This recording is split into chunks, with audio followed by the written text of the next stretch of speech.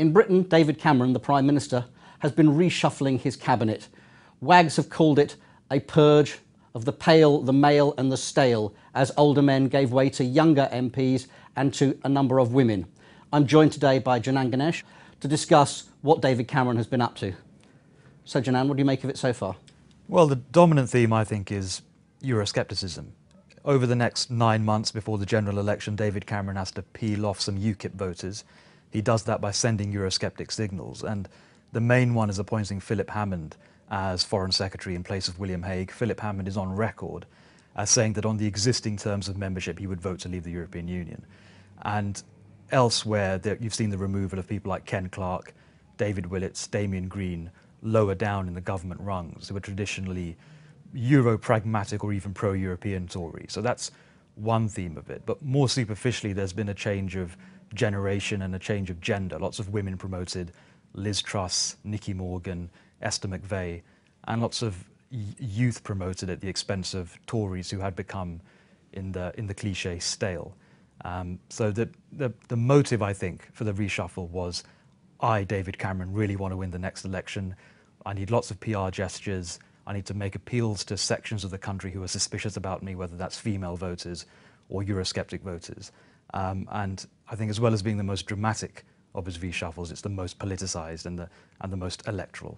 Do you think, one of the things that always strikes me about reshuffles is people like you and I get very excited about them. We know the individuals concerned and we do the Kremlinology.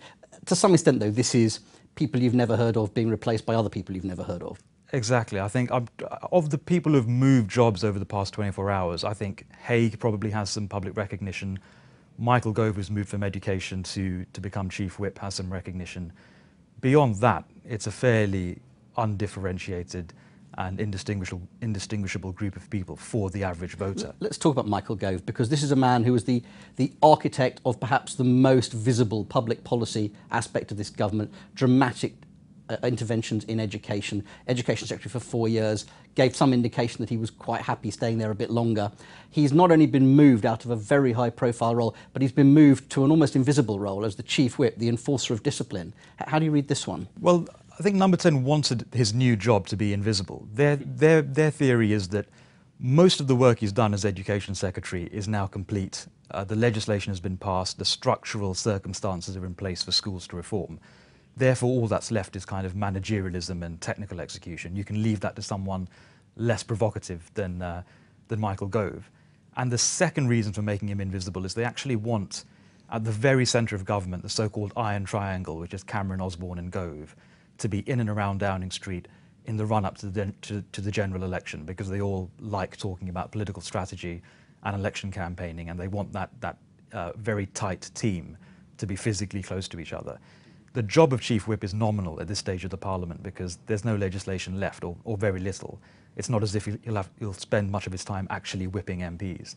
It's his physical presence and the contribution of ideas that he provides that they're looking for, and the removal of someone from the public eye who can be provocative, especially to the left and public sector workers. One other dimension which I think is interesting is there's been something of a purge of lawyers here. He's sacked his Attorney General, his Solicitor General. What's going on there? Well, again, this goes back to the Eurosceptic signalling. They want to make it clear to the public that they want to withdraw from the European Convention of Human Rights. It might even be a manifesto commitment in the campaign. So people like Dominic Grieve, the former Attorney General, who was the most pro-ECHR member of the entire government, has been taken out. A purge of the lawyers probably won't go down too badly with the average member of the public. And one last question, you've talked about the political reasoning of this. Is Britain going to be any better governed as a result of this reshuffle? It'll have no lasting impact on the actual governance of the country. David Cameron will hope it'll have an impact on how many votes he wins in about 9 months' time. Janan, thanks very much. And you can keep up to date with all the comings and goings in Downing Street on ft.com.